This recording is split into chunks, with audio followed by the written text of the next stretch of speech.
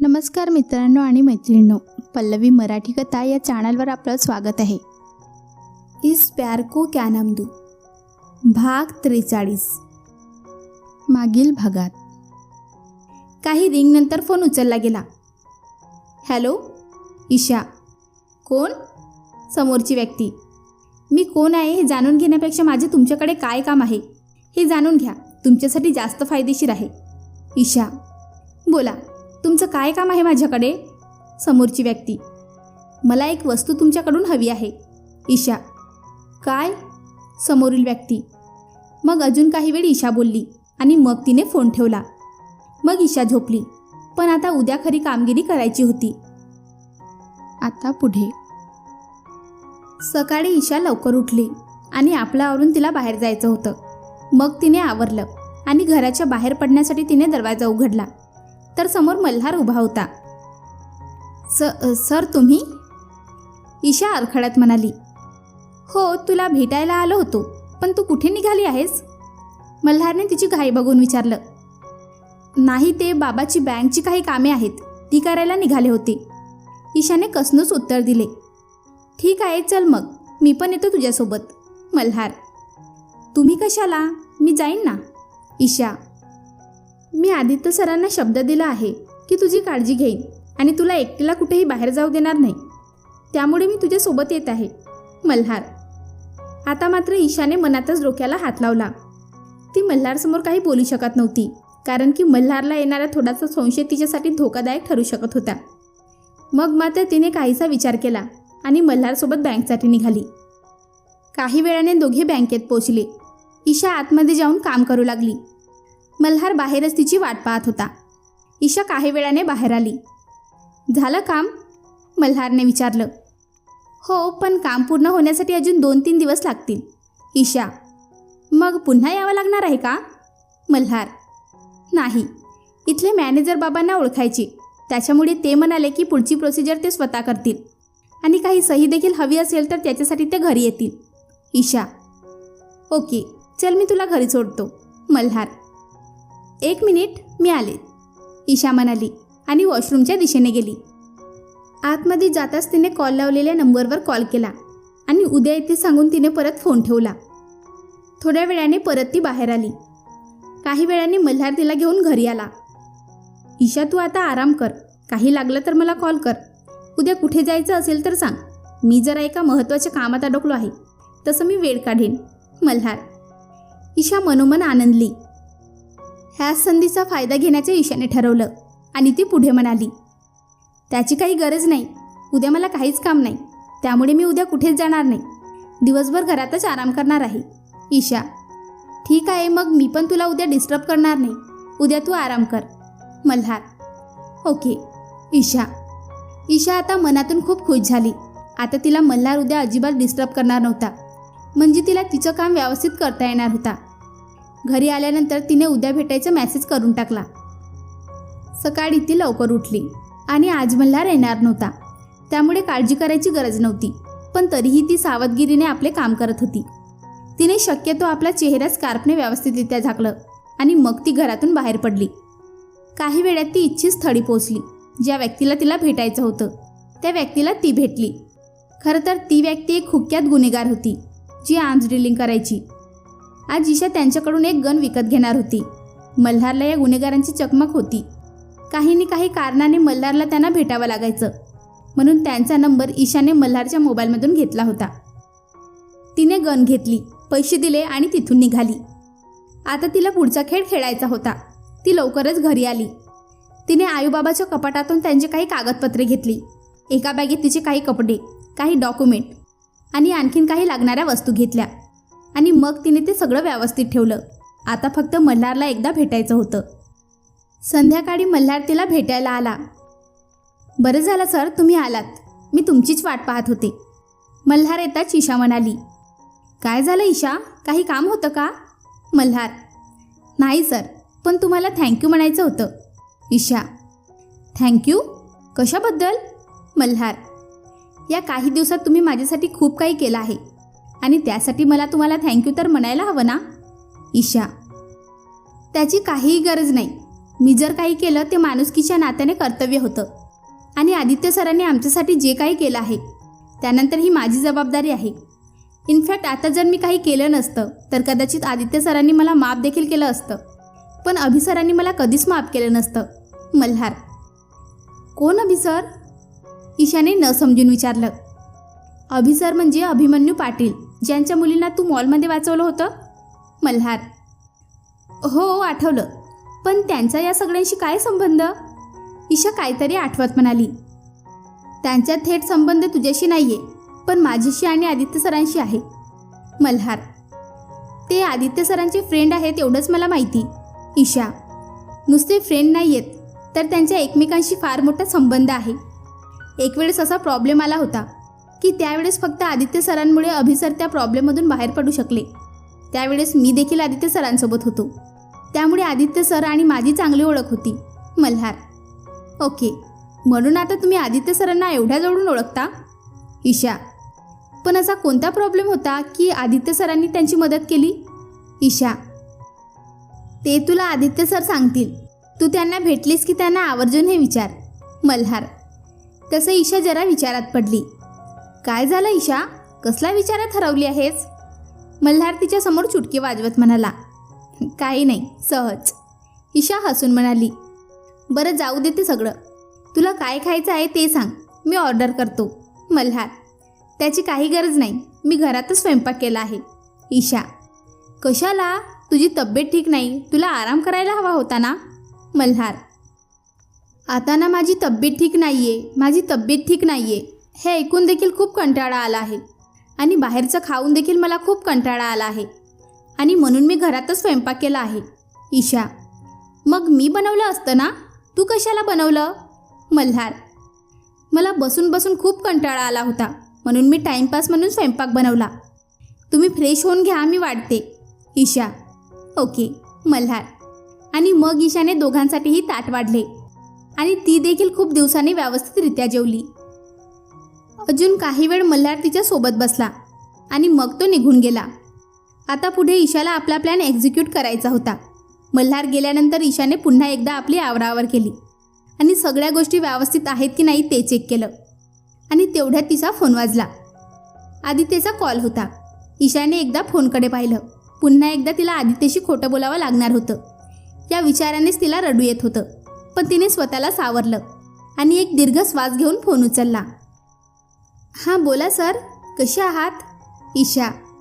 मी ठीक आहे ईशा, तू कशी आहेस? आदित्य. मी पण ठीक आहे सर. ईशा. तुझी जी कामं राहिली होती ती झाली का? आदित्य. 1-2 दिवसात होतील सर, ती झाली की मी तुम्हाला सांगते. ईशा. ठीक आहे, मी लगेच तुला नेण्यासाठी येतो. आदित्य. त्याची काही गरज नाही सर, मी येईन. ईशा. तुला गरज नसली तरी मला आहे आणि मी येणार आहे. आदित्य. ठीक आहे. आदित्य कसा आहे हे ईशाला चांगलंच माहिती होतं, त्याच्यामुळे त्याच्यापुढे जास्त काही न बोलता ती फक्त एवढंच म्हणाली. अजून काही वेळ दोघांनी गप्पा मारल्या आणि मग फोन ठेवला. त्यानंतर मात्र ईशाने पुन्हा एकदा आपली आवराआवर केली. घर लॉक केलं. जेवढ्या वस्तू तिला घेता येतील त्या वस्तू तिने घेतल्या आणि मग तिने घराला लॉक लावलं आणि घराच्या बाहेर पडली. काही वेळातच ती बस स्टॉपवर आली. तिथून तिने कोल्हापूरला जाणारी बस पकडली आणि कोल्हापूरच्या दिशेने निघाली. आता ईशाच्या डोक्यात हे नवीन काय खूळ घुसलं आहे? नक्की तिला गन घेऊन काय करायचं आहे? ती तर कोल्हापूरला प्रतापच्या गावाकडे निघाली आहे. तिथे जाऊन काय होईल? ती प्रतापला मारू शकेल, आपल्या आईबाबांच्या मृत्यूच्या बदला ती घेऊ शकेल, की पुन्हा ती देखील कोणत्या तरी जाळ्यात अडकेल किंवा तिलाच मृत्यू कवठाळावा लागेल? हे सगळं जाणून घ्यायचं असेल तर ऐकत राहा. इकडे सकाळी सकाळी मल्हार ईशाच्या घरी आला. त्याने पाहिलं तर ईशाच्या घराला लॉक होतं. लॉक पाहून तो जरा चमकला. ईशा एवढ्या सकाळी कुठे गेली? मल्हार स्वतःशीच बडबडत होता. त्याने लगेच आपला मोबाईल काढला आणि ईशाला कॉल लावला, पण तिचा फोन स्विच ऑफ लागत होता. ईशाचा फोन स्विच ऑफ का येतोय? मल्हार स्वतःशीच म्हणाला. आता मात्र मल्हारला जरा टेन्शन आलं. तसं त्याने अजून 2-3 वेळा कॉल ट्राय केला, पण फोन स्विच ऑफ येत होता. मग त्याने आजूबाजूला चौकशी केली तर त्याला एवढंच कळलं की ती सकाळी कुठेतरी गेली होती, पण थोड्या वेळाने ती परत आली. पण त्यानंतर रात्री ती कुठेतरी गेली, कुठे ते माहीत नाही. काहीतरी गडबड आहे. मल्हारला हे कळायला वेळ लागला नाही. तसं त्याने लगेच आदित्यला कॉल लावला. 1-2 रिंगनंतर त्याने कॉल उचलला. हां बोल मल्हार. आदित्य सर, हे गडबड आहे. मल्हारने घाई गडबडीत सांगितलं. कसली गडबड? काय झालं मल्हार? मला व्यवस्थित सांगशील का की नक्की तिकडे काय झालं आहे? आदित्य शांतपणे म्हणाला. सर, परवा मी आणि ईशा बँकेत गेलो होतो तिच्या काही कामासाठी. त्यानंतर ती म्हणाली की आता तिच्या बँकेत काही काम नाही, त्यामुळे ती पूर्ण दिवस घरातच आराम करणार आहे. आणि म्हणून मी देखील तिला दिवसभर डिस्टर्ब केलं नाही. आणि काल संध्याकाळी मी जेव्हा इथे आलो तिच्या घरी, तेव्हा आम्ही एकत्र जेवण वगैरे केलं आणि त्यानंतर मी घरी निघून गेलो. पण आज सकाळी मी इथे आलो तर तिच्या घराला लॉक आहे. मल्हार अजून काही बोलणार त्याआधीच आदित्य तिकडून जवळजवळ ओरडला. काय? लॉक? ईशा कुठे आहे? आदित्य: काही कल्पना नाही सर. मी आजूबाजूला चौकशी केली तर लोकांचं म्हणणं आहे की ती सकाळी कुठेतरी गेली होती. त्यानंतर ती काही वेळाने परत आली. पण आणखीन काही लोकांचं म्हणणं आहे की ती रात्री परत कुठेतरी गेली आणि आता तर तिचा काहीच पत्ता नाही. मल्हार: अशी कुठे गेली ईशा? आदित्य टेन्शनमध्ये येऊन म्हणाला. सर, तुम्ही काळजी करू नका. मी आता सगळीकडे चौकशी करतो. आपल्याला नक्की काही ना काही कळेल. मल्हार: हो, तू चौकशी कर. मी पण लगेच तिकडे यायला निघतो. आदित्य: थांबा सर, तुम्ही घाई करू नका. आधी मी पाहतो, मग तुम्हाला कळवतो. मल्हार: ओके. आदित्य जीवावर येऊन म्हणाला. मग मात्र मल्हारने पहिली तिची कॉल लिस्ट चेक करायचं ठरवलं आणि मग चौकात जाऊन स्वतः चौकशी करत होता. पण त्याच्या हाती काही माहिती लागली नाही. पण नंतर एक गोष्ट त्याला त्याच्या टीमकडून समजली की ईशाने एका व्यक्तीला 2 ते 3 वेळा कॉल लावला होता. तसं त्याने लगेच त्याची माणसे कामाला लावली. त्यानंतर जी माहिती त्याला मिळाली ती ऐकून तर तो शॉक झाला. तसं त्याने लगेच आदित्याला कॉल लावला. आदित्य त्याच्या कॉलची वाटच पाहत होता. मल्हारचा कॉल पाहून त्याने लगेच कॉल रिसीव्ह केला. हां बोल मल्हार, सापडली ईशा? आदित्य: सर, ईशा तर नाही सापडली, पण... मल्हार बोलताना देखील अडखळत होता. पण काय मल्हार? आदित्य जरा मोठ्याने ओरडून म्हणाला. सर, ईशाबद्दल एक बातमी समजली. मल्हार: कसली बातमी? ईशा ठीक तर आहे ना? आदित्य जरा घाबरून म्हणाला. सर, ईशाने एक गन खरेदी केली आहे. मल्हार एका दमात बोलून मोकळा झाला. काय गन? आदित्य: हो सर. मल्हार: तू नक्की चेक केलीस ना? गन खरेदी करणारी नक्की ईशाच आहे ना? आदित्य खात्री करून घेण्यासाठी म्हणाला. सर, ईशाच्या कॉलवरून त्या माणसाला कॉल आले आहेत. रेकॉर्डिंगमध्ये सुद्धा ईशाने गन मागितलेलं दिसत आहे. मल्हार: पण ईशा गन का खरेदी करेल? आदित्यने न समजून विचारलं. मला पण काही कळलं नाही सर. पण सर, मला वाटतं या सगळ्याचा संबंध नक्कीच ईशाच्या आईबाबांशी कनेक्ट आहे. मल्हार: 1 मिनिट मल्हार. आदित्य काहीतरी आठवत म्हणाला. काय झालं सर? मल्हारने चमकून विचारलं. तू मला म्हणाला होतास की ईशाचे आईबाबा आणि ईशा जेव्हा लाँग ड्राईव्हला गेले होते तेव्हा त्यांच्या गाडीबरोबर अजून एका गाडीचे टायर दिसले. यावरून असं असू शकतं की आईबाबा ॲक्सिडेंटमध्ये नाही गेले, तर तो एक प्लॅन होता आणि ईशाला हे सगळं माहीत होतं, पण तिने आपल्याला काही सांगितलं नाही. आदित्य: असू शकतं सर. पण मला एक कळत नाही की ईशाच्या फॅमिलीमध्ये ती आणि तिचे आईबाबा एवढेच होते. एवढ्या वर्षात त्यांना कधीच कुठून नातेवाईक नव्हता. मग हा दुश्मन तरी कुठून पैदा झाला? मल्हार: हो, बरोबर आहे. नमुने पण आपल्याला हेच सांगितलं होतं. पण नक्कीच काहीतरी असं आहे की आपण काही मिस करत आहोत. आदित्य: हे तर आहे सर. सर, आता तर मला पूर्ण खात्री आहे की नक्कीच ईशा काहीतरी लपवत आहे. मल्हार: ती तर मला पण आहे. पण आता आपल्याला सत्य फक्त ईशा सांगू शकत होती, पण ती तर गायब आहे. आता आपल्याला सत्य कसं कळणार? आदित्य: सर, मी बस स्टँड, रेल्वे स्टेशन सगळीकडे चौकशी करतो. ईशा कोणत्या ना कोणत्या मार्गाने कुठेतरी गेली असेल. आपल्याला काहीतरी नक्की कळेल. मल्हार: ठीक आहे, तू चौकशीला सुरुवात कर. मी तिकडे यायला निघतो. आदित्य: ठीक आहे सर. मल्हार: आणि मग दोघांनी आपला कॉल ठेवला. आणि मग आदित्य आपली तयारी करण्यासाठी वळणार तर समोर विनी उभी होती आणि विनीसोबत शशी देखील उभा होता. दोघांना पाहून आदित्य तर शॉक झाला. विनी, शशी, तुम्ही केव्हा आलात? आदित्य आडीपाडीने दोघांकडे पाहून म्हणाला. ईशा कुठे आहे आदित्य? विनीने शांतपणे पण कडक शब्दात विचारलं.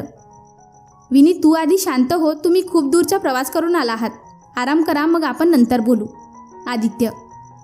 ईशा कुठे आहे आदित्य? विनीने पुन्हा धारदार शब्दात विचारलं. तसं आदित्यने एकदा विनीकडे तर शशीकडे पाहिलं. आदित्य, मी काहीतरी विचारत आहे. असं आमच्याकडे पाहून किंवा शांत बसून आम्हाला आमच्या प्रश्नांची उत्तरे मिळणार नाहीत. कुठे आहे ईशा? काय झालं तिच्यासोबत? तू जाणार होतास ना तिला आणायला? मग कुठे आहे ती? का नाही घेऊन आलास तिला? विनीने प्रश्नांचा भडीमार सुरू केला. विनी, प्लीज तू शांत हो. तुला सगळ्या प्रश्नांची उत्तरे मिळतील. फक्त मला काही वेळ द्या अजून. आदित्य तिच्या वाढलेल्या पोटाकडे पाहून म्हणाला. विनी प्रेग्नेंट होती. अशात तिने कोणत्याही प्रकारचा त्रास करून घेऊ नये असे आदित्यला वाटत होतं. म्हणून तो तिला समजावण्याचा प्रयत्न करत होता. मी ठीक आहे, तू माझी काळजी करू नकोस. फक्त मला सांग, आता ईशा कुठे आहे? काय झालं तिच्यासोबत? विनी शक्य तेवढं स्वतःला शांत करत म्हणाली. ओके, मी तुम्हाला सगळं सांगतो. आधी खाली चला. आदित्य आणि मग तिघेही खाली येऊन हॉलमध्ये बसले. तेवढ्यात नमू आणि रवी देखील तिथे आले. आदित्य, प्लीज जे काही झालं आहे ते लवकरात लवकर सांग. मला ईशाला भेटायचं आहे. तिला एकदा डोळे भरून पाहायचं आहे. विनी घाईघाईने म्हणाली. तसं नमूने तिच्याकडे पाहिलं. आपल्यापेक्षा जास्त ईशाची काळजी करणारी ही कोण आहे? म्हणून नमूने एकदा विनीकडे तर एकदा आदित्यकडे पाहिलं. आदित्य तिची नजर ओळखून विनीकडे पाहून म्हणाला. नमू ही विनी आहे. तसं दोघींनी एकमेकींकडे पाहिलं. तसं विनी उठली आणि नमूसमोर येऊन उभी राहिली. मला ईशाने तुझ्याबद्दल सांगितलं होतं. ईशा इकडे आल्यापासून तूच तिची बेस्ट फ्रेंड झाली होती. तू पुन्हा तिला माणसात आणलं होतं. तुझ्यामुळेच ती पुन्हा हसा खेळायला लागली होती. Thank you so much. विनी नमूचा हात हातात घेऊन म्हणाली. तुला मला थँक्यू म्हणायची काही गरज नाही. उलट मलाच तुला थँक्यू म्हणायला हवं. कारण की तिकडून आल्यानंतरच मला ईशासारखी बेस्ट फ्रेंड मिळाली. तेवढ्यात आदित्यचा फोन वाजला. मल्हारचा कॉल होता. त्याने घाईघाईत कॉल उचलला. बाकी सगळ्यांनी देखील लगेच कान टोकारले. हां बोल मल्हार. आदित्य. सर, मी चौकशी केली तर समजलं की ईशा काल रात्री कोल्हापूरच्या गाडीत बसून गेली. मल्हार. कोल्हापूर? आदित्य. हो सर, मी आताच तिकडच्या पोलीस स्टेशनला ईशाचा फोटो वगैरे पाठवतो आणि ईशाची चौकशी करायला सांगतो. आणि कुठे दिसली तर तिला त्यांच्या ताब्यात घ्यायला सांगतो. तिच्याकडे गन आहे, त्यामुळे ती काहीही चुकीचे पाऊल उचलायला नको. मल्हार. हो, तू ते सगळं कर. मी कोल्हापूरसाठी निघतो. तू पण निघ. आदित्य. हो सर. मल्हार.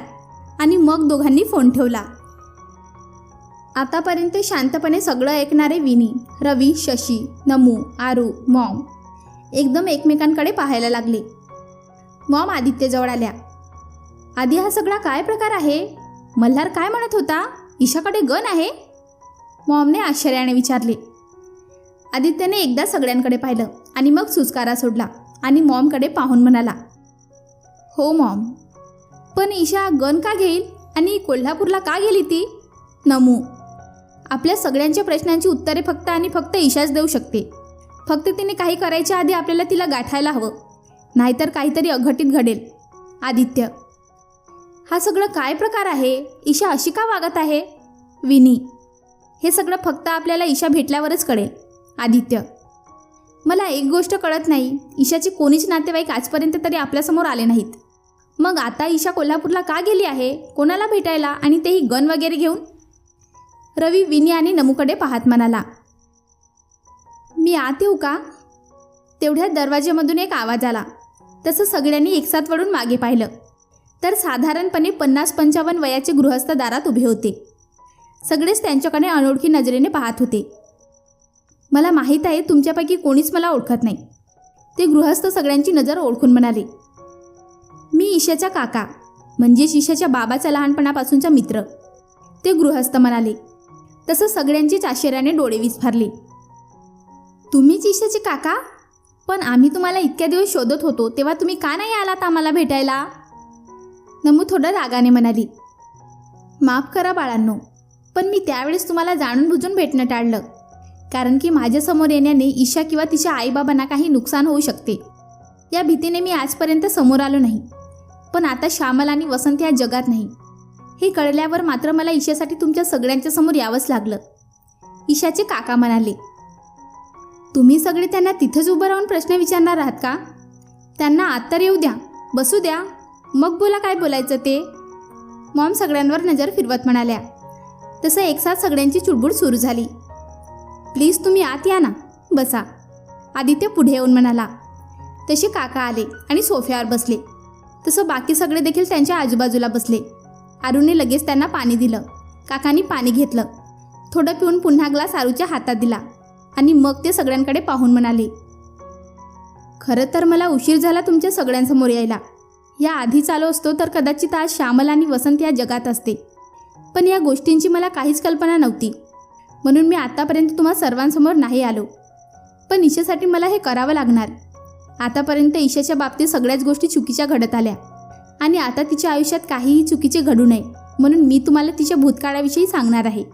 काका. तसं सगळ्यांनीच कान टवकारले. आता काका काय सांगणार याकडे सगळ्यांचे लक्ष लागले. ईशा वसंत आणि श्यामलची मुलगी आहे हे तुम्हा सगळ्यांना माहीत आहे, पण खरी गोष्ट काही वेगळीच आहे. काका. म्हणजे? विनी. ईशाला जन्म देणारी श्यामल आहे, पण वसंतीचा बाप नाही. तिचा जन्मदाता पिता कोणी दुसराच आहे. काका. आता मात्र सगळ्यांनीच आश्चर्याने एकमेकांकडे पाहिलं.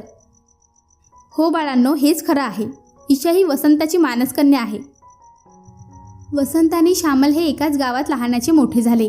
लहानपणापासून एकत्रच खेळत वाढले आणि अशात ते कधी एकमेकांच्या प्रेमात पडले हे त्यांना देखील कळलं नाही. पण शेजारच्या गावातल्या सावकाराच्या मुलाची नजर ईशाच्या आईवर म्हणजे श्यामलवर पडली आणि त्याने श्यामलला मागणी घातली. श्यामलचे बाबा देखील लगेच या लग्नासाठी तयार झाले. आधीच गावात वसंत आणि श्यामलच्या प्रेमाच्या चर्चा सुरू होत्या. त्यातमध्ये वसंत अजूनही शिकत होता. अशाच आपल्या मुलीचे भविष्य उज्ज्वल करण्यासाठी त्यांनी सावकाराच्या मुलाशी श्यामलचे लग्न जबरदस्तीने लावून दिले. पण अजाणतेपणी त्यांनी आपल्या मुलीला नरकात ढकलले. श्यामलने पूर्ण प्रयत्न केले आपले झालेले लग्न निभवण्याचा, वसंतला विसरण्याचा. पण ज्याच्याशी लग्न झालं तो माणूस नव्हता तर हैवान होता. पैशाचा आणि आपल्या ताकदीचा त्याला इतका माज होता की तो कुणालाच जुमानत नसे.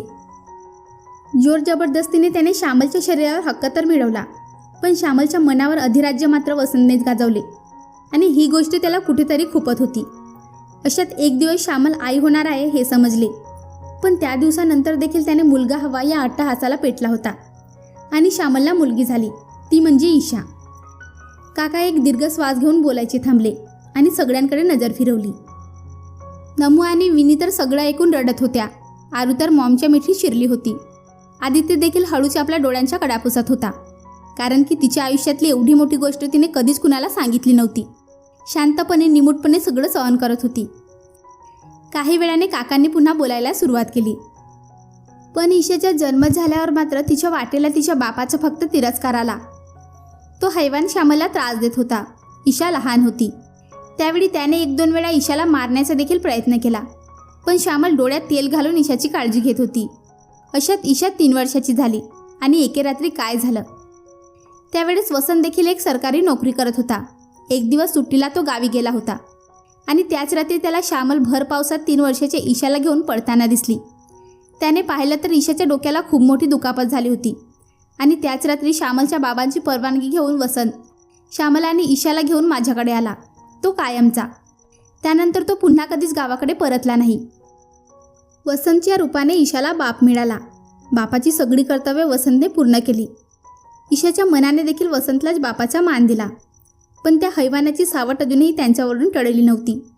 त्यामुळे जेव्हा कधीही तो त्यांना शोधायला बाहेर पडायचा आणि ही गोष्ट जेव्हा वसंत आणि श्यामलला कळायची की ते लोक लगेच दुसऱ्या शहरात जायचे. गेले कित्येक वर्ष हे सुरू होते. अशातच ईशा 15-16 वर्षाची झाल्यापासून सारखी त्यांना याबद्दल प्रश्न विचारायची, कारण की लहानपणी झालेल्या दुखापतीमुळे तिला फारसं काही आठवायचं नाही आणि काही आठवण्याचा प्रयत्न केला की तिला पुन्हा त्रास व्हायचा, डोकं दुखायचा. त्यामुळे श्यामल आणि वसंत तिला खूप जपत असत.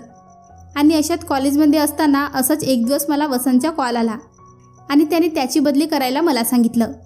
मी त्याची बदली नाशिकमधून इथेच मुंबईतच करून घेतली आणि मग मुंबईत आल्यावर वसंत ईशाला सगळं सांगितलं. त्याही वेळेस ईशाला खूप त्रास झाला होता. मी आणि माझ्या पत्नीने खूप समजावल्यानंतर ईशाने स्वतःला सावरले होते. ईशा मला देखील मुलीसारखीच होती. त्यानंतर तिने समजुतीने सगळ्या गोष्टी हाताळल्या. पण 2-3 महिन्यांपूर्वी ईशा अचानक माझ्याकडे आली आणि वसंतची बदली करण्यासाठी हट्ट करायला लागली. मी तिला खूप समजवण्याचा प्रयत्न केला, पण ती काही करून ऐकायला तयार नव्हती. फक्त एवढंच म्हणत होती की यावेळेस तो हैवान खूप जवळ आला आहे. जर यावेळेस त्याच्या हाती लागलो तर तो वसंत आणि श्यामलचा जीव घेतल्याशिवाय शांत बसणार नाही आणि त्याबरोबर तो आणखीनही तिच्या जवळच्या व्यक्तींना नुकसान पोचवेल याची भीती तिला होती. त्यामुळे तिला कोणत्याही परिस्थितीत त्याच्या समोर यायचं नव्हतं आणि म्हणून मग मी उस्मानाबादला वसंतची बदली केली. ईशाचं आयुष्य इतकं भीतीदायक होतं. रोजचा दिवस ती इतक्या भीतीदायक सावटाखाली जगत होती, पण तिने एकदाही सांगितलं नाही. का? नमू हमसून हमसून रडत होती. आता तुम्ही लवकरात लवकर तिला घेऊन इकडे या, कारण की त्याला समजलं तर तो नक्कीच तिचा जीव घेण्याचा प्रयत्न करेल. काका. पण काका, कोणी बाप आपल्याच मुलीला मारण्याचा प्रयत्न का करेल? विनी. फक्त जन्म देऊन कोणी बाप होत नसतो बाळा, त्यासाठी खूप कष्ट भोगावे लागतात. मुलगी म्हणजे देवाने दिलेली एक जबाबदारी. आयुष्यातील सुखाच्या क्षणाचा ठेवा म्हणजे मुलगी, साक्षात लक्ष्मी. एक वेळ मुलगा आईवडिलांना आपल्यापासून दूर करतो, पण मुलगी मरेपर्यंत आईबाबांना सांभाळते. मुलगा होणे म्हणजे भाग्य असे समजणारे लोक या जगात खूप आहेत, पण ते विसरून जातात की मुलगी होण्यासाठी सौभाग्य लागतं. पण प्रतापसारख्या नराधमाला ही गोष्ट कधीच कळणार नाही. काका पटकन बोलून गेले आणि शांत बसले. कोण? काय नाव घेतलं तुम्ही? आदित्य प्रतापचं नाव ऐकून चमकून म्हणाला. प्रताप मोहिते, काका म्हणाले आणि आदित्य मटकन खाली बसला. नमूने देखील आदित्यकडे पाहिलं आणि तोंडावर हात ठेवला. काय झालं? तुम्ही दोघे अशी का बघता एकमेकांकडे? रवीने दोघांचे पांढरे पडलेले चेहरे पाहून विचारलं. म्हणूनच आजपर्यंत ईशा अशी वागत होती. आदित्य. सगळं माहीत असूनही काहीही माहीत नसल्याचं नाटक करत होती. जाणून बुजून गप्प बसली होती. नमू. तुम्ही दोघी काय बडबडत आहात? आम्हाला नीट काही कळेल का? मॉम दोघांना बडबड करताना पाहून म्हणाल्या. आम्ही पुण्याला गेलो होतो तेव्हा प्रताप मोहिते बरोबरच माझी डील होणार होती आणि ईशाने प्रथम प्रतापला माझ्यासोबत पाहिलं आणि तिथेच बेशुद्ध होऊन पडली आणि त्यानंतरच ती इकडे आली आणि मग हा सगळा घोळ सुरू झाला. आदित्य. त्यानंतर नोकरी सोडण्याचा निर्णय घेतला. काका काकूंना देखील तिने उस्मानाबादला पाठवून दिले, आपल्याला कोणालाही काही कळू न देता. नमू. बाकी सगळे फक्त ऐकत होते. त्या 1 महिन्यात किती दबावाखाली ती जगत होती आणि तिने कोणालाही काही कळू दिलं नाही. सतत तिला विचारून देखील तिने कधीच कोणाला काही सांगितलं नाही. ऑफिसला येऊन देखील मला भेटली नाही, कारण त्या दिवशी माझ्यासोबत प्रताप तिथेच होता. त्याला पाहिलं तेव्हा ती मला न भेटताच तिथून निघाली आणि बाहेर स्वप्नीलला भेटली. आदित्य एक एक गोष्ट आठवत बोलत होता. एंगेजमेंटच्या रात्री देखील ती आपल्याला कोणालाही न सांगता निघून गेली, कारण की तिला खात्री होती एंगेजमेंटला प्रताप नक्की येईल आणि तिला कोणत्याही परिस्थितीत त्याच्यासमोर यायचं नव्हतं. नमू. पण एकदा जर तिने आपल्याला काही सांगितलं असतं तर हे सगळं घडलं नसतं. का नाही सांगितलं तिने? मी काहीतरी मार्ग नक्की काढला असता. आदित्य आपल्या केसातून हात फिरवत म्हणाला. कारण तिला भीती होती की जर प्रतापचे सत्य तुम्हाला कळालं आणि प्रतापला तुमच्याबद्दल समजलं तर प्रताप तुमचाही जीव घ्यायला कमी करणार नाही आणि ती कोणत्याही मार्गाने तुमचा जीव धोक्यात टाकायला तयार नव्हती. काका. म्हणजे काका काकू आणि ईशाच्या ॲक्सिडेंटमध्ये देखील प्रतापचा हात असू शकतो. आदित्य. असू शकतो नाही, त्याचाच हात आहे. प्रतापची माणसं आमच्या ऑफिसमध्ये आली होती. ऑफिसच्या लोकांकडून धमकावून त्यांनी वसंतबद्दल माहिती काढण्याचा प्रयत्न केला. काही लोक ऐकली नाही तर त्यांना पैसे देऊ केले आणि वसंतबद्दल माहिती घेऊन गेले. नक्कीच त्यानेच काहीतरी दगाफटका केला आहे. काका. आणि ईशाला हे सगळं माहिती होतं आणि म्हणून ती गन घेऊन कोल्हापूरला गेली आहे प्रतापला मारण्यासाठी. आदित्य. काय? काका. हो काका. आदित्य. बाळा थांबव तिला काहीही करून. तो प्रताप काय माणूस आहे हे तुम्हाला नाही माहीत, पण मला चांगलंच माहीत आहे. ईशा जर त्याच्या तावडीत सापडली तर तो तिला जिवंत सोडणार नाही. ईशा त्याला मारेल की नाही ही नंतरची गोष्ट, पण तो ईशाला कोणत्याही परिस्थितीत जिवंत सोडणार नाही हे मला चांगलंच माहीत आहे. जिवंत पाहिजे असेल तर लवकरात लवकर आपल्याला तिला थांबवायला हवं. काका. तसा आदित्यने सगळ्यांकडे एक नजर फिरवली आणि धावतच आपल्या रूमकडे गेला. बाकी सगळे फक्त एकमेकांच्या तोंडाकडे बघत होते. सध्या परिस्थिती अशी होती की कोणाच्याही तोंडातून शब्द फुटत नव्हता. आदित्य आपली आवराआवर करत होता. इतक्यात तिथे नमू आली. तिने दारातूनच दारावर टकटक केली. तसं आदित्यने वळून तिच्याकडे पाहिलं. सर आत येऊ का? नमू. आदित्य. तसं नमू आत आली आणि आदित्य समोर येऊन उभी राहिली. सर, तुम्ही नक्की ईशाला परत घेऊन याल ना? नमू मान खाली घालून डोळ्यातलं पाणी पुसत म्हणाली. हो, मी नक्की तिला परत आणेन. आदित्य नमूच्या चेहरा आपल्या ओंजळीत घेऊन म्हणाला. तुम्हाला तिला परत आणावंच लागेल, कारण मला माहीत आहे तुमचं तिच्यावर खूप प्रेम आहे. पण तुमच्या प्रेमासाठी नाही तर तिच्या तुमच्यावर असणाऱ्या प्रेमासाठी तिला परत आणावंच लागेल. कारण तुम्ही तिच्यावर जेवढं प्रेम करता त्याच्यापेक्षा जास्त प्रेम ती तुमच्यावर करते. खूप प्रेम, खूप खूप प्रेम करते ईशा तुमच्यावर. नमू, तुला माहिती होतं ना की तिचं माझ्यावर प्रेम आहे? आदित्य भरल्या डोळ्यांनी मंद मंद हसत म्हणाला. तसं नमूने देखील भरल्या डोळ्यांनी हो म्हणून मान हलवली. आणि तू मला कधी काही सांगितलं नाही? आदित्य, तशा तर बऱ्याच गोष्टी ईशाने तुम्हाला देखील तुमच्याबद्दल नाही सांगितल्या. नमू, जसं की? आदित्य, तुम्हाला नेहमी वाटायचं ना की ईशाने तुम्हाला कॉलेजमध्ये पहिल्यांदा पाहिलं आणि ती तुमच्या प्रेमात पडली आणि लगेच तुम्हाला प्रपोज केला. तुम्हाला तिचं प्रेम नेहमीच बालिश बुद्धी वाटायचं, पण असं नाही सर. नमू, म्हणजे तुला नक्की काय म्हणायचं आहे? आदित्यने शांतपणे पण आश्चर्याने विचारलं. सर, ईशानने तुम्हाला कॉलेजमध्ये पहिल्यांदा पाहिलं नव्हतं. नमू, काय? तिने त्याआधीही मला पाहिलं होतं का? आदित्य, नमूने फक्त होमध्ये मान हलवली. कुठे? आदित्य, तिने सांगितलं की तिच्या 10वीच्या लास्ट एक्झामच्या दिवशी ती जेव्हा घरी येत होती तेव्हा वाटेत एक मोठा ॲक्सिडेंट झाला होता. ईशा त्यावेळी तिथेच होती, स्कूल बसमध्ये. त्यावेळी तुम्ही त्या लोकांना मदत करत होतात. तिने पहिल्यांदा तुम्हाला तिथेच पाहिलं होतं आणि तुमचं हेल्पिंग नेचर पाहून ती तुमच्या प्रेमात पडली.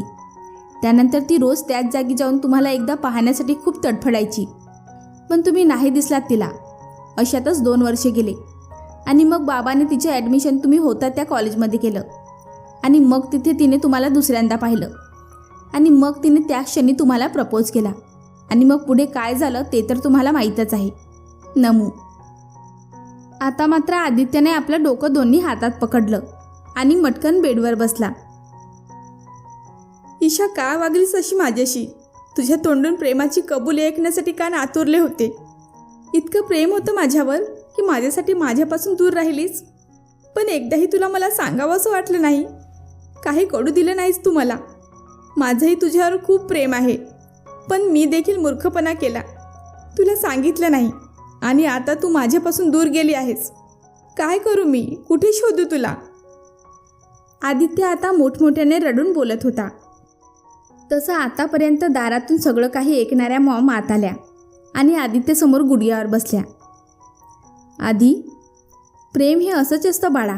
काही बोलत नाही, काही कळू देत नाही, पण खूप काही शिकवून जातं, सांगून जातं, खूप काही देऊन जातं. ईशाचं प्रेम देखील तुला खूप काही शिकवून गेलं बाळा. त्याग, आपलेपणा, निरागसता, आणखीनही बरंच काही. आता तू वेळ घालवू नकोस. लवकरात लवकर तिला परत आण आणि प्रेमाची एक नवीन परिभाषा निर्माण कर. मॉम आदित्यचा चेहरा आपल्या ओंजळीत घेऊन बोलत होत्या आणि आदित्य भरल्या डोळ्यांनी ऐकत होता. भेटूया पुढच्या भागात. धन्यवाद.